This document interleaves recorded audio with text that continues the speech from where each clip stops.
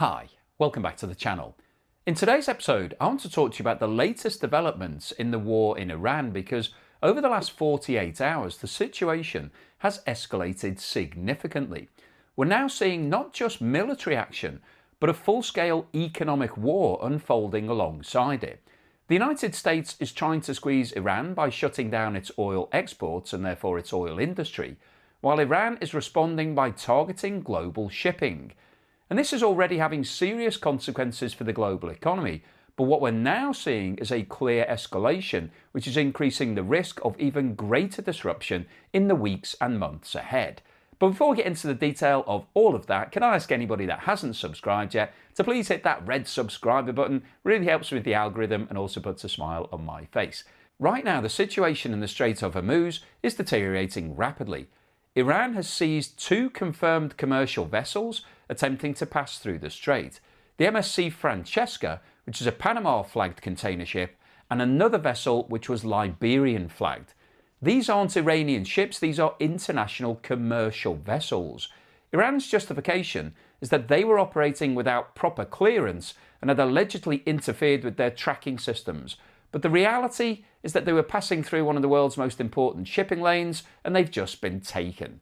And this is not just words. Iran has released footage showing what appears to be masked soldiers with rifles on their back approaching a large container ship, pulling up alongside it and then climbing up a ladder to board and take control. That is a military boarding operation of a civilian vessel. On top of that, a third ship called Euphoria was fired upon as it attempted to pass through the strait. That vessel managed to escape, but the fact that live fire is now being used tells you exactly how serious this situation has become. And I think realistically, most commercial vessels won't want to try and pass through the strait if they know that there's a chance that they could be seized and basically taken over by the military from Iran. So this is no longer just a theoretical risk. This is happening in real time in one of the most critical trade routes in the world. Now, on the other side of the equation, the United States is continuing to enforce its blockade on Iranian oil exports, but it's doing so with a very deliberate and strategic strategy. Rather than escalating directly inside the strait, the US is intercepting Iranian tankers further out in international waters.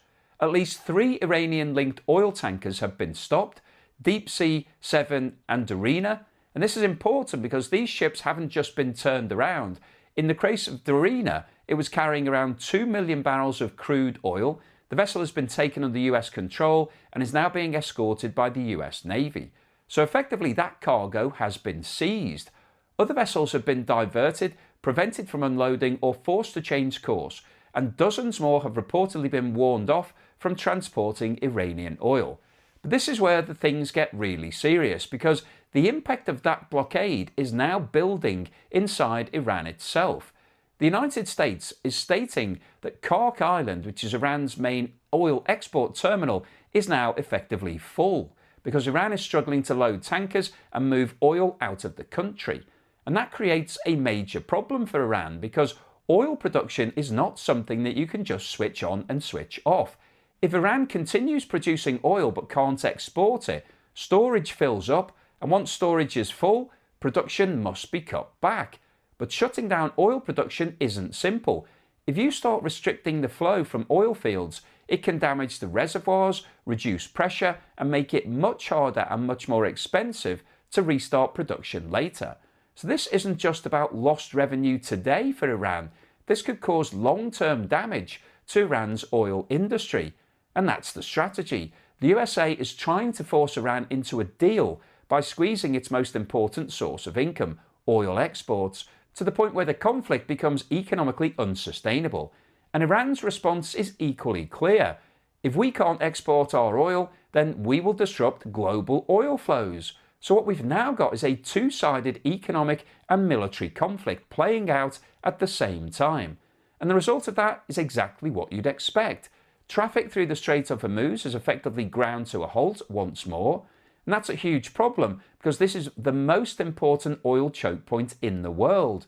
We've discussed this before, but around 20% of global oil and gas flows through that narrow stretch of water every single day.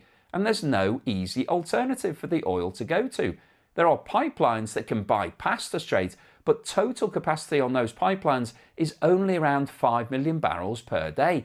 That's nowhere near enough to replace the normal flows. So when Hormuz shuts down, even partially, it creates an immediate supply shock. And we're seeing that play out right now. Brent crude is currently trading above $103 per barrel. And just to put that into perspective, at the start of 2026, so only a few months ago, oil was trading at around $60. That is a massive increase in a very short period of time. And the impact of that flows through the entire global economy. Transport costs rise, manufacturing costs rise, food prices rise, energy bills rise, and that all feeds directly into inflation, which then puts central banks all across the world in a very difficult position. Because if inflation starts rising again due to energy, interest rates are likely to stay higher for longer or even might need to go up. And higher interest rates means slower economic growth. So this becomes a chain reaction. Now, the strange part of all of this is that global stock markets are not reacting in the way you would expect. Given everything that's going on, seized ships, gunfire, a major shipping route shutting down, you would expect the markets to be falling sharply, but they're not. And there are a few reasons for that. Firstly, investors are still heavily focused on the AI boom and corporate earnings. Money is flowing into tech, semiconductors, and anything linked to artificial intelligence, and that's helping to prop up the indices. Secondly, markets are still assuming that this is temporary. There's a belief that this will be resolved and that normal shipping will resume as soon as possible. Thirdly, the impact isn't uniform. Some economies are already under pressure, particularly large oil importers, but others are holding up better, which masks the overall risk. Fourthly, the United States is less exposed than many regions because of its domestic energy production, which softens the immediate blow. And finally, there's still a degree of optimism or complacency that this won't escalate further. But when you look at what's actually happening on the ground, that feels like a risky assumption. We've got stalled negotiations, we've got no clear path to a ceasefire, we've got ships being seized, we've got live fire being used against commercial vessels, we've got a critical trade route being disrupted, and we've got oil prices rising sharply. That is not a stable situation. And the longer this goes on, the worse the economic impact becomes. Higher energy prices push up inflation, higher inflation keeps interest rates elevated, and higher rates slow down global growth. So even if markets are holding up now, the underlying fundamentals are moving in the wrong direction. And at some point, these two things tend to reconnect. So this is a situation we need to keep watching very closely, because if this conflict continues or escalates further, the impact on the global economy could be significant and long-lasting.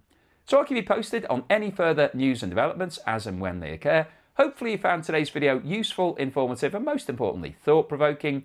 If you've liked what I've said, or maybe you didn't like it but you thought it was interesting, then please give me a thumbs up. Please subscribe to the channel if you haven't done so already. Don't forget, I'm currently running my competition where you can win my property or a cash alternative prize. Scan the QR code on the screen now, or click the link in the description below if you'd like to get involved in that. It's another fun way of funding the channel. Thank you so much to everyone that's supported me in other ways. If you've bought me a coffee or sent me a YouTube super thanks or signed up as a patron or a member, it really does help to keep me focused. Thank you so much, I really appreciate it. Also, I'd like to mention that the Joe and Naz channel is now live. If you're looking for a bit of light relief, something to put a smile on your face, something to offset the woes of all of these type of videos, then Joe and Naz is the place to go to. We're bringing fun, food and banter to everybody. So if you could go out and support us, please, because we're still trying to hit all of the metrics that YouTube have put in place before you get paid a cent of income. So we're still a bit short on the watch hours. So if you could go over and watch some of the videos, that would be fantastic. If you could also subscribe if you haven't done so, I'd really appreciate it. We've got our latest video, which has just come out, which is a bit of a fun one.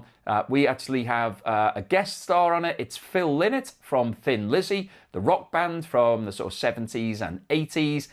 It's a bit of a twist. It's a slightly different one. So go over, check it out, have a look. Hopefully it'll put a smile on your face. And here's something else that will also do that.